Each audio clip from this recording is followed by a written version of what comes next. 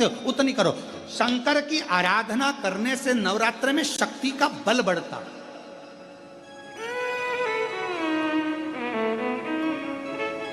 शक्ति का बल। क्यों गुरुजी नवरात्र में शंकर जी की आराधना क्यों करना चाहिए? हमने कहा अगर माता रानी से जो मांगना है तुम्हें, अगर तुमने नवरात्र में शिव जी की आराधना करिए, शंकर की कथा सुनिए, शंकर की आराधना करिए, शिव स्तुति करिए, शंकर को एक लोटा जल चढ़ाया, मां आद्य शक्ति तुम्हारे पर कृपा करेगी। क्यों? क्योंकि जिस स्थान पर शिवलिंग रखा होता है और जो हस्त कमल है वो माँ पार्वती जगत जननी दुर्गा भवानी है। जब हम जल चढ़ाते हैं माँ आद्य शक्ति अम्बा जगदम्बा 64 योगिनियों पर वो जल चढ़ जाता है और जगत जननी नवरात्र में प्रसन्न हो जाती है। वो जल की इतनी महत्वता है।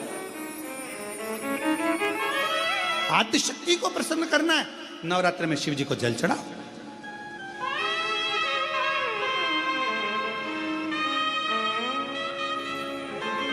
कोई बेटा बेटी है, कोई एग्जाम दे रहे हैं, कंपटीशन एग्जाम में बैठ रहे हैं, सर्विस के लिए जा रहे हैं, नौकरी के लिए जा रहे हैं, नौकरी नहीं लग रही है, हम कहेंगे लाल पुष्प की पत्तियों को प्रत्येक किसी भी नवरात्रि के अंदर, नवरात्रि के अंतर्गत 9 दिन का तुम नियम बना लो। जैसे कई माताओं का नियम रहता है, मेरा व्रत है, मैं दूध पर 1 गिलास दूध पर व्रत करूंगी, मैं नंगे पैर चलूंगी, मैं ये व्रत करूंगी, मैं वो व्रत करूंगी। मैं बेटा बेटियों से कहूंगा, नवयुवक बच्चों से कहूंगा, अगर आप कंपटीशन एग्जाम में बैठ रहे हो, अपनी पूरी मेहनत करो, पूरा परिश्रम करो, रात दिन एक करो और लगे रहो।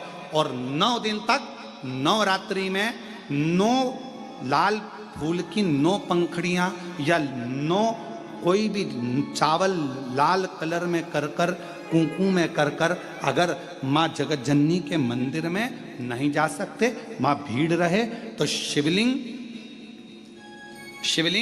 कि जो जलाधारी है, जहां पानी गोल घूमता है, इस जलाधारी पर कहीं पर भी नवरात्रे में 9 दिन तक या तो लाल फूल की पंखड़ी 9 या 9 चावल के दाने लाल कलर कर कुंकू में, लाल चंदन में उस स्थान पर चढ़ाना प्रारंभ करो।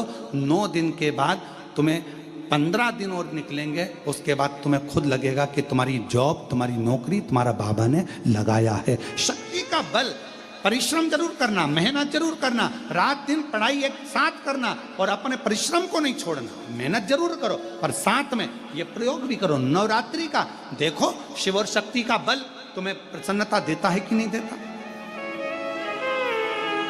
शिव शक्ति का बल हमें प्रसन्नता देता है कि नहीं देता?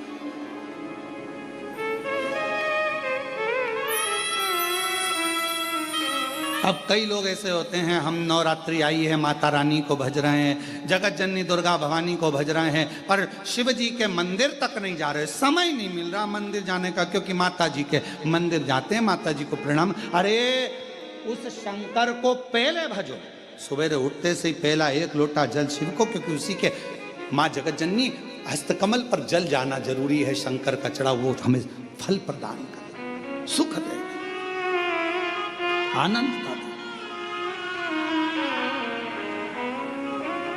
और महादेव नमन चरणों में स्वीकार कीजिए, सबका किया है मेरा भी उद्धार कीजिए, उद्धार कीजिए।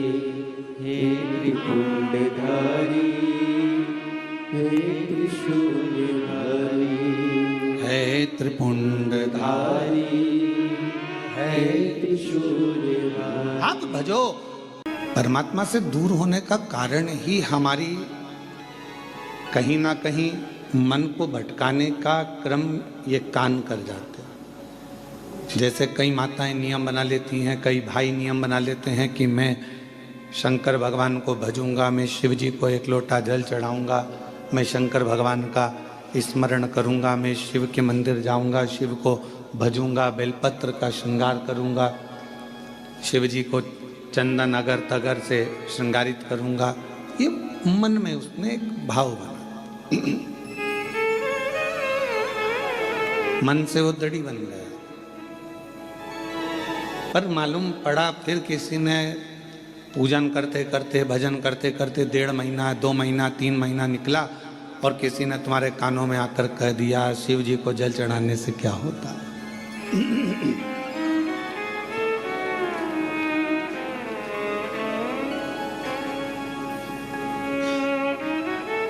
आप तो गलत संगत में पड़े हुए हो,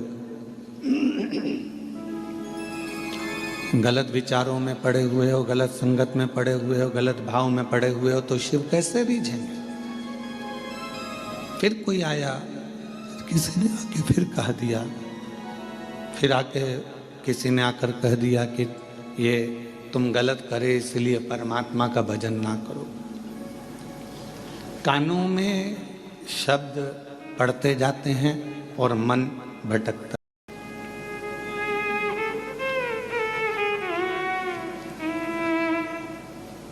मन भटकता कब है? जब हम गलत लोगों की बातों में आ जाते हैं।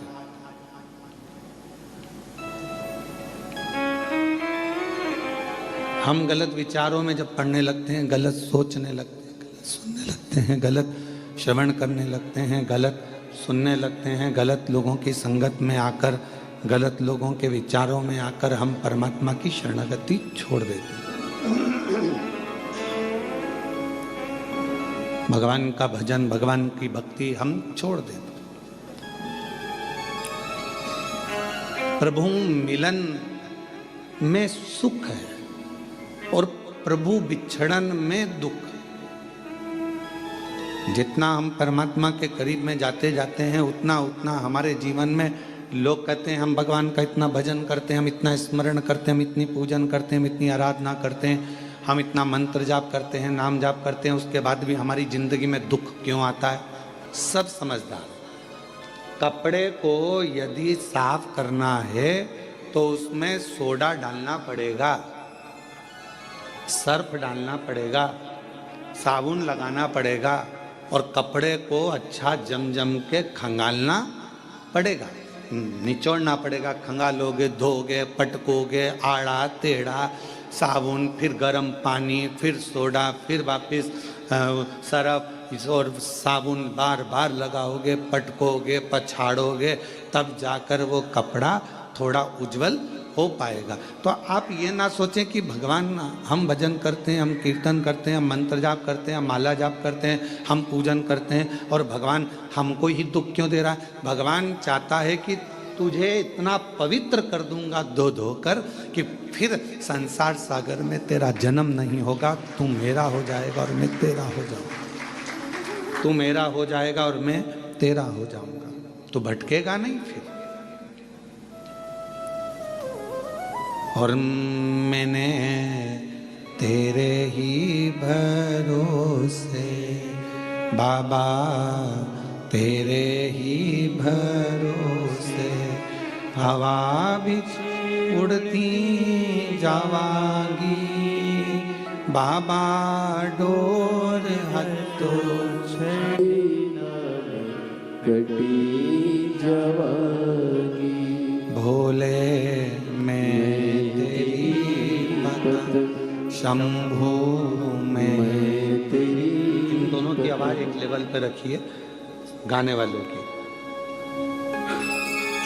भोले मैं तेरी पतंग, शंभू में तेरी पतंग, हवा बिच उड़ती जावांगी बाबा, डोर हत्तो छड़ी घटी जावांगी भोले मैं तेरी पतंग। अर्थात परमात्मा यदि थोड़ा दुख दे, परमात्मा थोड़ी तकलीफ दे, परमात्मा थोड़ा कष्ट दे, परमात्मा अगर थोड़ी सी दुख दे रहा है, तकलीफ दे रहा है, कष्ट दे रहा है, तो आप भटको मत। आपको भटकने की जरूरत नहीं है, आपको कहीं इधर उधर भटकने की जरूरत नहीं है। परमात्मा ने अगर दुख दिया है तो वो आपको कहीं ना कहीं अपने करीब में लाना चाहता है, अपने पास लेना चाहता है। हम क्यों भटके? महाराज कश्यप ऋषि की एक कथा आती है।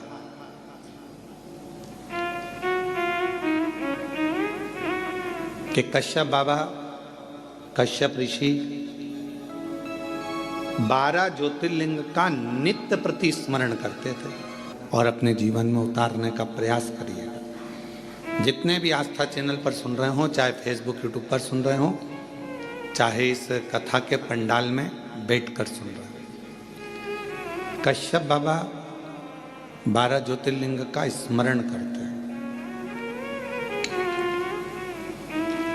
पर कभी उन्होंने अपनी जिंदगी में पार्थिव पूजन करा, हर बार 12 ज्योतिर्लिंग का स्मरण करा, पार्थिव पूजन करा, पर कभी उन्होंने 12वां ज्योतिर्लिंग नहीं बनाया। अर्थात 11 ज्योतिर्लिंग बनाते थे और 12 ज्योतिर्लिंग उसमें बनाते ही नहीं थे।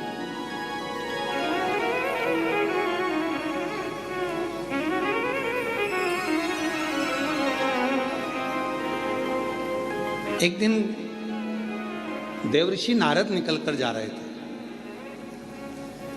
अब आप लोग अगर 12 ज्योतिर्लिंग का पूजन कर रहे हो तो आप लोग कितने ज्योतिर्लिंग बनाओगे? जम के बोलो जरा।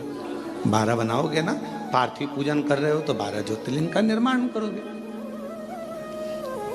पर कश्यप ऋषि 11 ज्योतिर्लिंग का निर्माण करते थे और 12वां ज्योतिर्लिंग नहीं बनाते थे।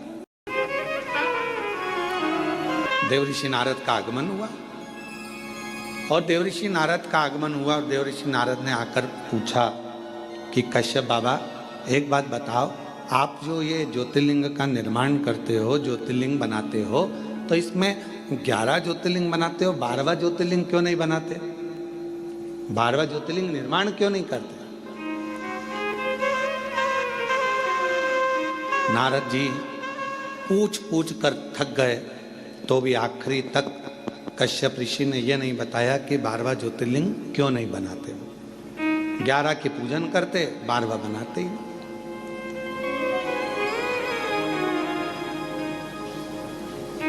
अब समय बीता,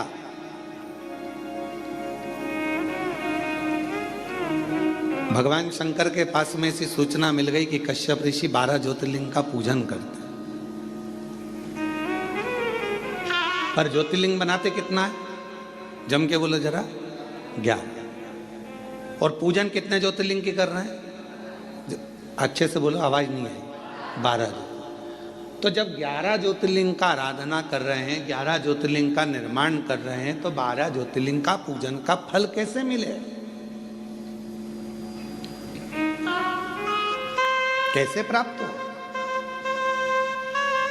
तब पार्वती जी एकदम रुष्ट होकर बैठ गईं और पार्वती जी शिव जी की आराधना करने लगी। भोलेनाथ जी ने पूछा, पार्वती तुम रुष्ट क्यों?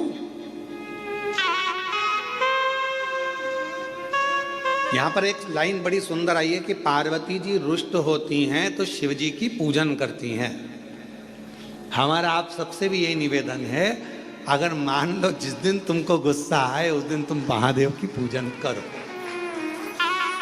उस दिन आप भगवान का आराधना करो। पर उल्टा होता है, जिस दिन रुष्ट होते हो ना, उस दिन तो तुम इतना बोलते हो, इतना बोलते हो, इतना बोलते हो कि जो पहले का करा धरा है ना, उस पर भी तुम लोग पानी फेर लेते हो, वो भी पूरा सत्यानाश मिला लेते हो, उसको भी नाश कर देते हो।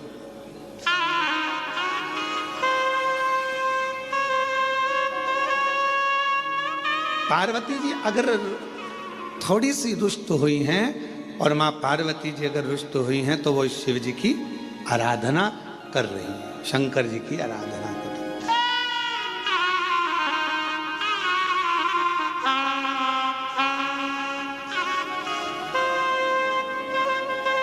और मैंने तेरे ही भरोसे बाबा, तेरे ही भरोसे। मेरा सासुओं से भी निवेदन है, बहुओं से भी निवेदन है, बेटाओं से भी निवेदन है, बाप से भी निवेदन है, भाऊ से भी निवेदन है, और घर में रहने वाले हर व्यक्ति से निवेदन है कि पार्वती के संवाद का स्मरण करना।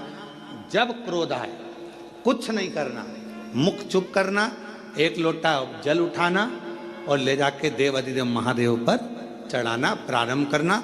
थोड़ी देर बैठना, हाथ में माला पकड़ना, नहीं पकड़ो तो प्रेम से मोबाइल को किनारे रखना और हृदय पर हाथ रखकर श्री शिवाय नमस्तुभ्यं, श्री शिवाय नमस्तुभ्यं, श्री शिवाय नमस्तुभ्यं, श्री शिवाय नमस्तुभ्यं। हृदय से अपने मन से भगवान को पुकारना प्रारंभ करो, भाव से पुकारो उसको। झगड़ा कर भी लोगे, सास अपशब्द कह देगी, बहू अपशब्द कह देगी, दोनों ने अपनी आड़ी टेढ़ी बातें कह दी, होगा क्या इसमें महाराज? इसमें एक दूसरे से संबंध दूर बनते चले जाएंगे, टूटते चले जाएंगे। इसलिए जितना मौन रहोगे, शांत रहोगे, उतने अपने जीवन का आनंद पाओ, उतने अपने जीवन को प्रसन्नता के भाव में लेकर जाओ।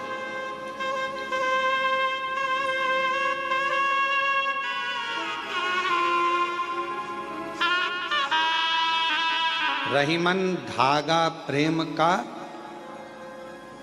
टूटे गांठ पड़ जाए।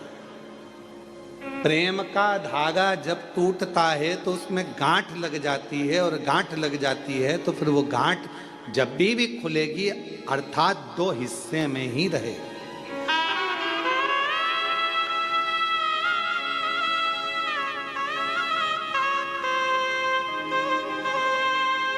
गन्ने का रस पिया है? जम के तो बोलो। महाराष्ट्र में गन्ने ही बोलते हैं, ईख बोलते हैं। ऊस, अच्छा अच्छा, वो मूस नहीं बोला। अब मराठी में उसको ऊस कहते हैं, तो जो हमारे उधर गन्ना कहते हैं, शुगर कहते हैं, है?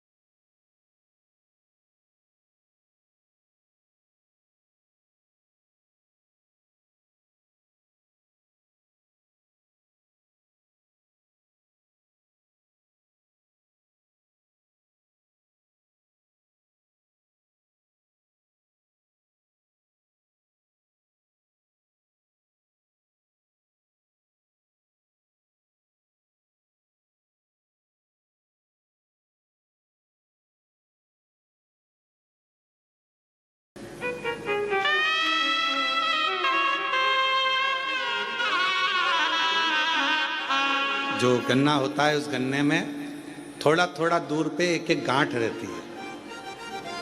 गन्ने के पूरे भाग में मिठास होता है, पर जहां गांठ होती है ना उसकी, उसमें मिठास नहीं होता, उसमें रस नहीं होता।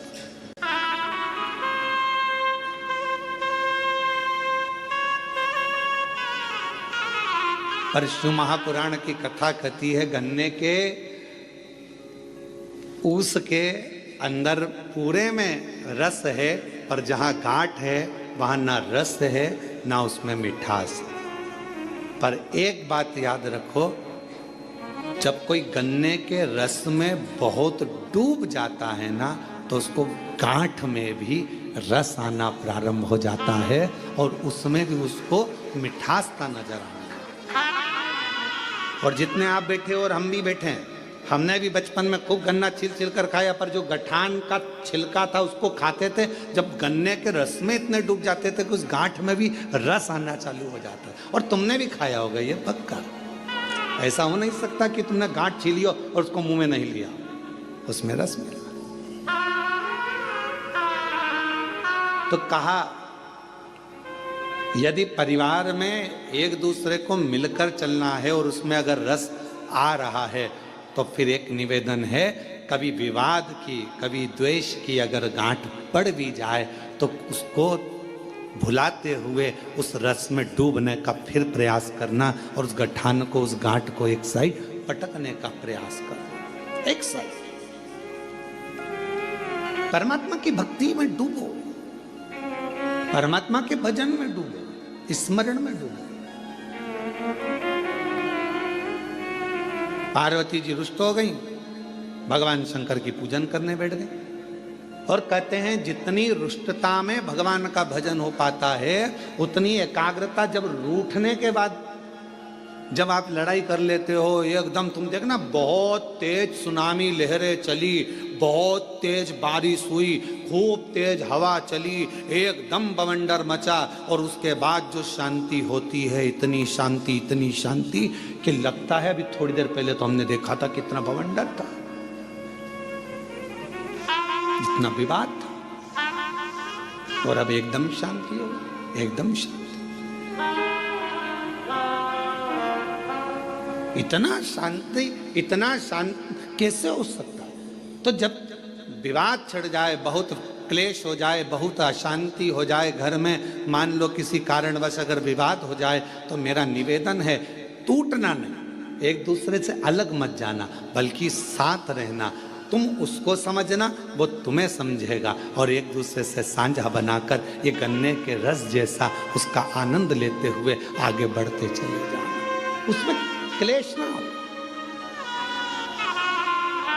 और मत बुरे कर्म कर बंदे वरना पछताएगा, भगवान की आंखों से तू बच नहीं पाएगा, तू बच नहीं पाएगा।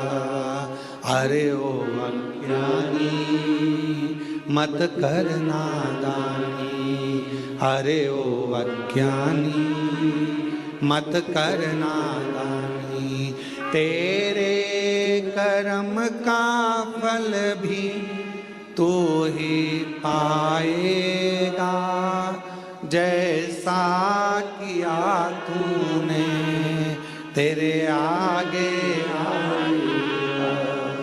मत बुरे कर्म कर बंदे वरना पछताएगा, भगवान की आंखों से तू बच नहीं पाएगा, तो बच नहीं पाएगा। आप कर्म करते चलो। आज का व्यक्ति कैसा है? तो कहा आज का व्यक्ति ये सोचता है कि मैं काम कम करूं और फल ज्यादा मिले।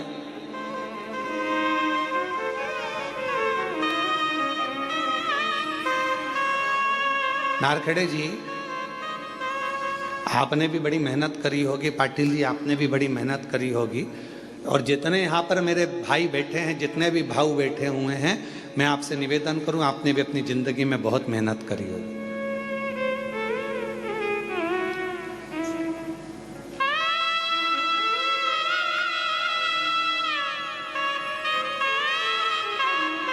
खूब मेहनत करी।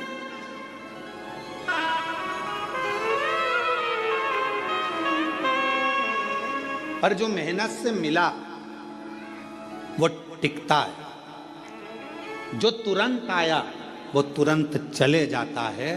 पर हमारी सफलता हमारी मेहनत पर निर्भर करती है। जब हम बहुत परिश्रम करते हैं, मेहनत करते हैं, तो हमारे घर में जो आता है वो हमको थोड़ा समय टिकता है, रुकता है। जो अचानक आया अचानक चले गया वो फिर टिकेगा नहीं।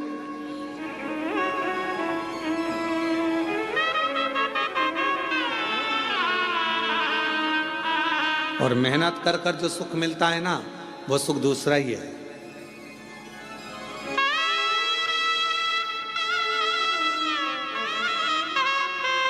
जब हम छोटे थे तो 2 रुपए की किराए की साइकिल मिलती थी, इतनी बड़ी छोटी सी। तुम्हारे यहाँ भी मिलती होगी, ऐसा नहीं है, और तुमने भी चलाई होगी। कई तो होंगे हमारी साथ वाले जिन्होंने चलाई होगी। है, किराए की साइकिल मिलती थी, 2 रुपए की मिलती थी, पर वो 2 रुपए इकट्ठा करना मालूम है कितना। अच्छा, ठीक है।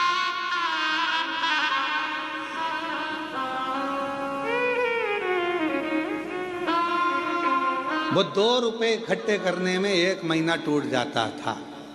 भगवान हमारी मौसी को भेज दो, भगवान हमारे मामा को भेज दो, भगवान हमारी बुआ को भेज दो। जब ये सब आती थी 5 पैसे, 10 पैसे, 15 पैसे, 25 पैसे जब देकर जाती थी, और वो 2 रुपया जिस दिन इकट्ठा होता था उस दिन सुबह से गायब होते थे। साइकिल लेते थे छोटी वाली, और कभी कभी किस्मत ऐसी होती थी कि वो साइकिल ऐसी मिलती थी जिसकी चेन बार बार उतर जाती थी।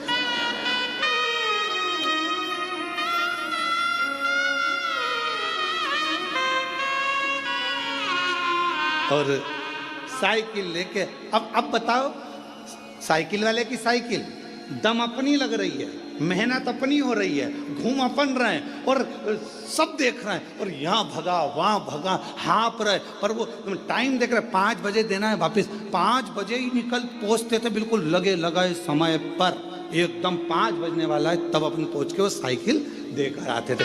तब तक पूरे थक जाते थे, एकदम चला कर वो 2 रुपए पूरे वसूल कर लेते थे। और फिर मम्मी पूछती थी, बेटा वो देकर गई थी 15 पैसे, 10 पैसे, 20 पैसे, 25 पैसे, तो उसकी तो मैं साइकिल चलाया आया, क्या मिला तुझे? तो मम्मी बहुत मजा आया, आनंद आया, खुशी मिली, आनंद मिला। इतनी मेहनत जो करी है ना, तो ये मेहनत कर कर जो सुख मिला है उसके आगे सब शून्य है, सब शून्य।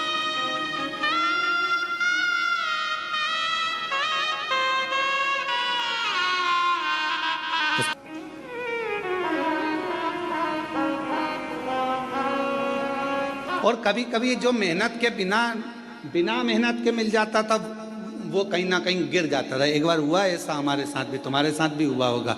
नवरात्रे का समय था, नमक चौराहे पर बैठी माता जी हमारे सीहोर में, और नमक चौराहे पर माता जी बैठी, और माता जी बैठी तो वहाँ पर एक स्टेज बना, स्टेज पे साबुन रखा, पाउडर का डब्बा रखा, और नहाने का साबुन, कपड़े धोने का साबुन, सरफ की थैली, और वहाँ ले जाके खड़ा कर दिया। 10 पैसे दो और 10 रिंग फेंको। तुमने भी फेंके होंगे ऐसे गोले गोले रिंग। अब परंतु वह इतने साल हो गए उसमें एक साबुन नहीं आया, और एक दिन साबुन अगर आ गया तो साबुन को खुशी खुशी लेकर जा रहे थे, और मालूम पड़ा कि वो साबुन रखा था जेब में, जेब थी फटी और साबुन पूरा गया गिर।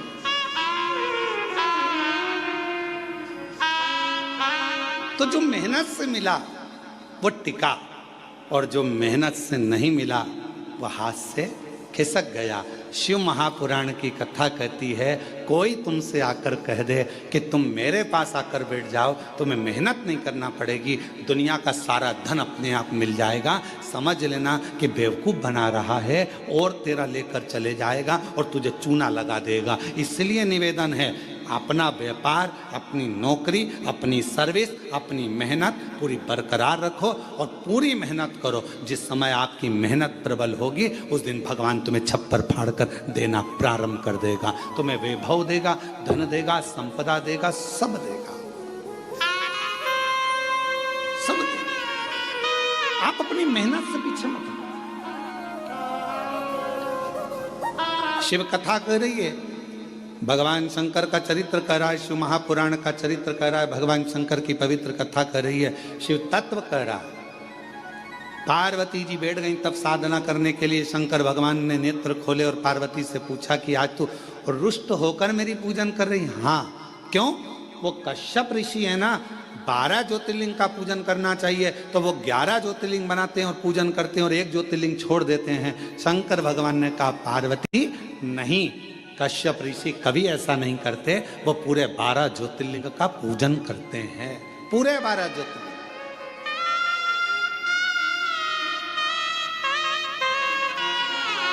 चलो जरा देख के आओ।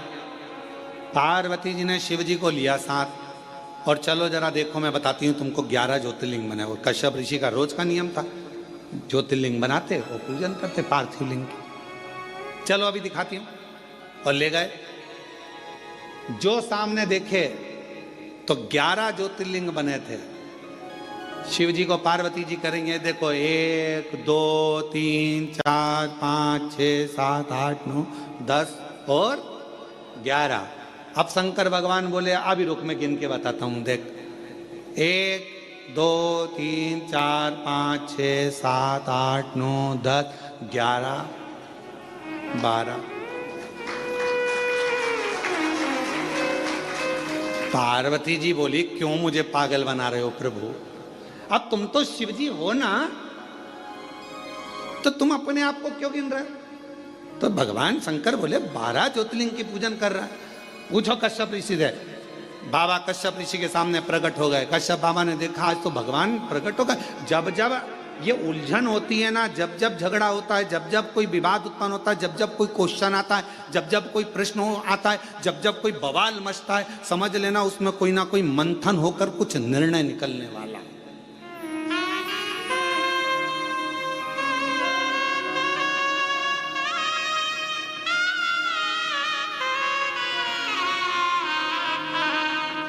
जब जब कोई बवाल मचता है, जब जब कोई मंथन होता है तो कुछ ना कुछ निकलता है। समुद्र का मंथन हुआ, अमृत निकला। कुछ ना कुछ मंथन हुआ है तो कुछ ना कुछ निकला है। और पार्वती जी और शिव जी के संवाद में कुछ ना कुछ निकला है। भगवान कश्यप ऋषि प्रसन्न हो, और मंथन में कुछ ना कुछ निकलना जरूरी भी है। एक प्रसंग बड़ा सुंदर है महाराज जी।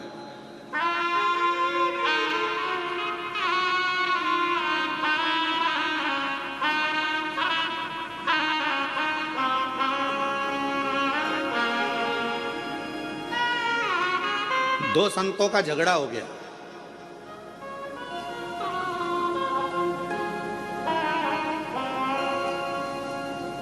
और आपस में दोनों झगड़ लिए।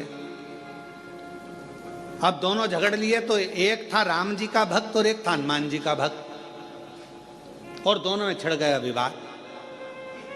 हनुमान जी ने राम जी से कहा प्रभु दो संत लड़ रहे हैं आपस में, अब तुम क्या कहोगे? राम जी बोले कहना क्या है, अब इन दोनों को प्रमाणित करने के लिए अपन दोनों को जाना पड़ेगा। जब जब संत झगड़ते हैं, साधु झगड़ते हैं, सन्यासी झगड़ते हैं, तपस्वी झगड़ते हैं आपस में, जब कोई भगवत प्रेमी आपस में झगड़ते हैं तो उसका निर्णय करने के लिए स्वयं परमात्मा को बीच में आना पड़ता है। महाराज जी, कई लोग कहते हैं कि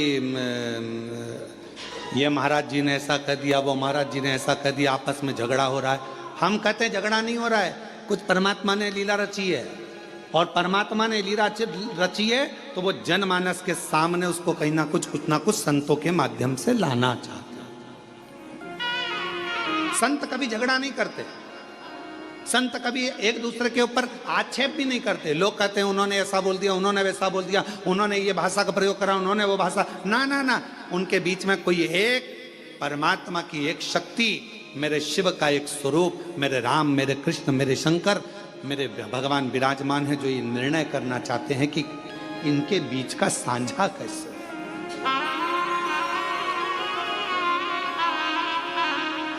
पार्वती जी बोली तुम गलत गिन रहे हो। शिव जी बोले तू गिन ले। फिर पार्वती जी ने गिनती लगाई, 1 2 3 4 5 6 7 8 9 10 11। शंकर भगवान से पार्वती जी बोली ये तो 11 है। शिव जी बोले देख मैं वापस गिनता हूँ, 1 2 3 4 5 6 7 8 9 10 11 12। फिर पार्वती जी बोली तुमने फिर अपने आप को गिन लिया। शंकर भगवान बोले कश्यप ऋषि से पूछ ले कि कश्यप बाबा तुम ये 11 शिवलिंग बनाते हो कि 12 शिवलिंग बनाते हो? कश्यप बाबा से पूछा पार्वती जी ने कि कश्यप ऋषि तुम इतने बड़े ऋषि होकर तुम्हें 12 ज्योतिर्लिंग का निर्माण करना चाहिए, 12 पार्थिव लिंग बनाना चाहिए, उनकी आराधना करना चाहिए, और तुम 11 पार्थिव की पूजन कर रहे हो, 11 लिंग की पूजन कर रहे हो, और 11 लिंग की पूजन करते हो, ये कोई अच्छी बात है? करना है तो 12 की करो। इतने में कश्यप ऋषि ने कहा माँ मैं 12 ज्योतिर्लिंग की पूजन करता हूं, आप ना मानो तो देख लो कहाँ है 12 ज्योतिर्लिंग। कश्यप जी ने कहा 1 2 3 4 5 6 7 8 9 10 11, और कश्यप जी बोले 12। कश्यप जी ने खुद अपने हृदय पर हाथ रख लिया और कहा 12। कश्यप जी कहते हैं माँ ये 11 ज्योतिर्लिंग तो नजर आते हैं, पर 12वां जो ज्योतिर्लिंग है कृष्णेश्वर महादेव, वो हर व्यक्ति के दिल में नजर आता है।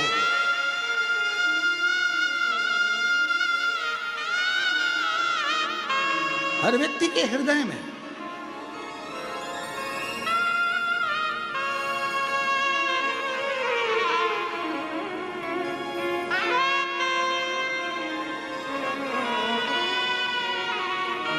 12वां ज्योतिर्लिंग एक ऐसा ज्योतिर्लिंग है घृष्णेश्वर महादेव। 12वां ज्योतिर्लिंग एक ऐसा ज्योतिर्लिंग है घृष्णेश्वर महादेव जो हमारे हृदय में निवास करता है। कितना सुंदर कहा है स्कंद पुराण में घृष्णेश्वर बाबा के लिए, बिरुल के लिए वर्णन किया गया।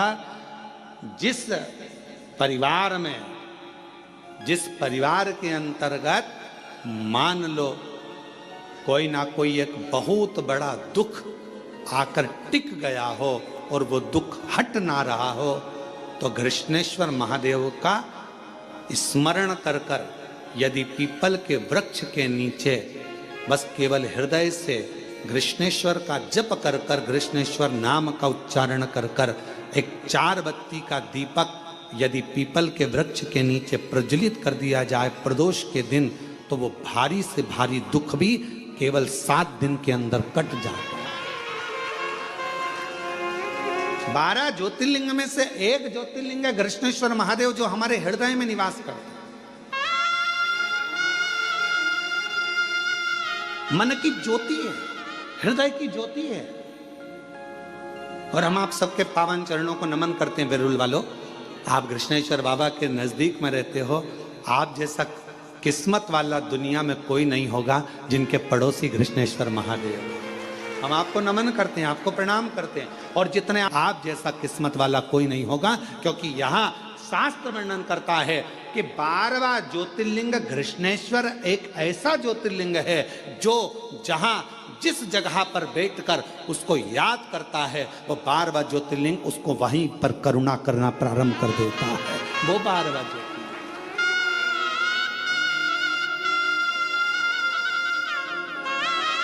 वो 12वां ज्योतिर्लिंग घृष्णेश्वर महादेव।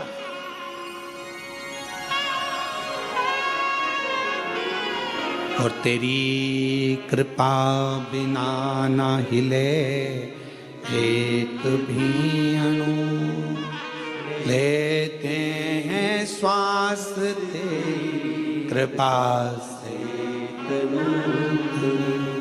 बखान क्या करूं मैं राखों के ढेर का, चपटी भभूत में खजाना कुबेर का।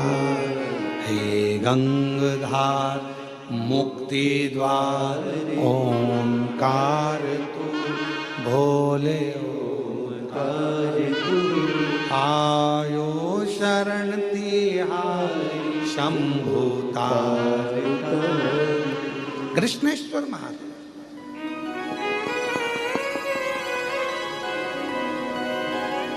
शिव जी का दर्शन हो गया। विवाद किसका छेड़ा था? पार्वती और शंकर भगवान का। और दर्शन किसको हो गया? कश्यप ऋषि। आपको पहले कथा में कहा है, जब कथा हैदराबाद में चल रही थी तो उसमें कहा था कि थोड़ी बहुत पूजन की थाली में कमी रह जाए ना तो प्रसन्न होना। तुम यहां पूजन कर रहे हो और तुम माचिस ढूंढ रहे हो, तुम कपूर ढूंढ रहे हो, तुम कुंकू रोली ढूंढ रहे हो, तुम चंदन ढूंढ रहे हो, तुम्हें लग रहा है कि तुम ढूंढ रहे हो, पर तुमने याद करा अरे राम मेरी पूजा की थाली में कपूर तो घर पे रह गया। अब तुमने कह दिया कपूर घर पे रह गया और तुम यहां ढूंढ रहे हो, तो तुम नहीं ढूंढ रहे हो, अब तुमने मन से वो कपूर को प्रकट कर दिया। शिवजी तुम्हारे घर जाकर वो कपूर वहां से ले लेंगे। तुमने स्थान बता दिया कि वहां रखा है।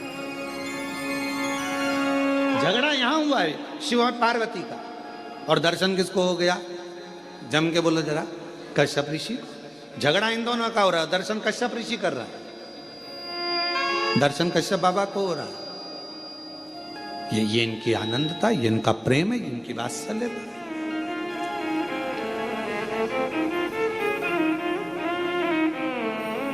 महाराज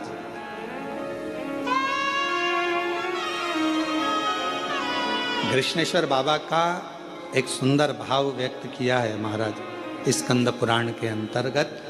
भाव से अपन उसको पढ़ें, स्मरण करें। शिव महापुराण में कृष्णेश्वर बाबा की जो कथा का वर्णन किया उसका भी स्मरण करें। किसी भी स्थान पर कभी भी कहीं पर भी यदि शरीर में हाथ में कंपन हो रहा है, पांव चलते नहीं बन रहा है, शरीर हाँप ज़्यादा भरा रही है, खूब ज़्यादा शरीर चल नहीं पाता, थोड़ी थोड़ी देर में हाँपड़ी भरा जाती है, हाँप भरा जाती है, या पीछे से रीढ़ की हड्डी दुखना प्रारंभ हो जाती है, तो उसके लिए सरसों के फूल 108। काय के फूल? सरसों के। सरसों जानते हो सब लोग? सरसों के फूल 108 भगवान शंकर के मंदिर में घृष्णेश्वर महादेव का नाम लेकर 108 सरसों के फूल एक एक कर कर घृष्णेश्वर बाबा को समर्पित कर दो। उसी फूल को उठाकर नंदी जो मंदिर में है उसका पीठ का ऊपर का एक भाग होगा, नंदी के पीठ पर अग्र भाग ऊपर का होता है, उस भाग को वो 108 सरसों के फूल छुआ दो और उसको लेकर घर पर जाओ, उसको सूखने डाल दो। सूखने के बाद वो सरसों के फूल का थोड़ा थोड़ा सा भाग सुबह के समय पर खाली पेट जरा सा भाग रोज खाना प्रारंभ करो। 21 दिन तक 20 दिन तक अगर आपने रोज खाया, आपके हाथ का कंपन और जो चलने में आपको हाँप भरा रही है वो, और रीढ़ की जो हड्डी दुख रही है उसमें धीरे धीरे अंतर आना अपने आप प्रारंभ हो जाएगा। घृष्णेश्वर महादेव का स्मरण, घृष्णेश्वर फिर कहेंगे कश्यप बाबा 11 ज्योतिर्लिंग का निर्माण करते हैं, 12वां ज्योतिर्लिंग नहीं बनाते हैं। क्यों? क्योंकि 12वां ज्योतिर्लिंग कश्यप बाबा कहते हैं ये मेरा दिल, ये मेरा हृदय, ये मेरा चित्त, ये मेरा मन, ये मेरे हृदय की जो एक बिंदु है, यही मेरा 12वां ज्योतिर्लिंग है। शिव जी प्रसन्न हो गए। पार्वती जी बोलती ऐसा होता है क्या? शंकर भगवान बोले सुन पार्वती, ये मेरी रीति है। अगर कोई संसार का मनुष्य मेरे दरवाजे पर, मेरे मंदिर में, मेरे देवालय में आकर अगर एक लोटा जल रोज चढ़ाएगा तो मुझे रोज उसको कुछ ना कुछ देना ही पड़ेगा। ये नीति है। जैसे बेटी का बाप, बेटी का बाप क्या है? बेटी का बाप, अगर बेटी रोज अपने पिता के घर जाएगी या बाप अपनी बेटी से मिलने जाएगा तो कुछ ना कुछ तो उसको देना पड़ेगा ही। भले पिताजी का घर पास में, रोज बेटी आती जाती है, भले पास में क्यों ना, माँ बोल देगी बेटा तू पास में आज एक काम करना, मैं तेरे को हलवा बना के भेज दूँ, सीरा बना के भेज दूँगा। कभी कुछ कहेगी बेटा मम्मी मेरे को जरूरत नहीं है, नहीं मैं तो भेजूंगी। माँ है ना, बाप है ना, उसका भाव उत्पन्न हो जाता, मैं तो भेजूंगी। अब कोई कहे तुम मम्मी मैं बना लूंगी ना, सब कर लूंगी ना, तुम मत भेज, नहीं मैं तो भेजूंगी। और अगर वो सीरा नहीं भेजेगी तो देख लेगी बाजार में अच्छी सब्जी आ रही है, बाजार में खरीद के लिए आएगी और वो सब्जी भेज देगी। भले हरा धना भेज दे, मिर्ची भेज दे, पर कुछ ना कुछ भेजे। रोज अगर बेटी अपने माँ बाप से मिल रही है तो माँ बाप उस बेटी को जरूर देंगे, और माँ बाप अगर बेटी से मिल रहे हैं तो जरूर देंगे। उसी तरह मेरा शंकर सबका बाप है, पिता है। जब हम रोज जाते हैं तो वो रोज कुछ ना कुछ हमको देता जरूर है। आप शिव जी को क्या मानती हो? अपना पिता, अपना बाबुल, अपना बाप, पिता। और कुबेरेश्वर धाम क्या है आपका? मायका। कुबेरेश्वर धाम क्या है? मायका। मायका क्यों कहा गया? जो कुबेरेश्वर बाबा की धरा पर आता है, कुबेर भंडारी के दरवाजे पर आता है, कुबेरेश्वर धाम पर आता है और दिल से जो मांगता है मेरा कुबेर भंडारी उसको दे देता है, फिर वो वापस आता है, क्योंकि वो उसका मायका। पर पूर्ण समर्पण के साथ जाओ। वहां तुम्हारी किसी से पहचान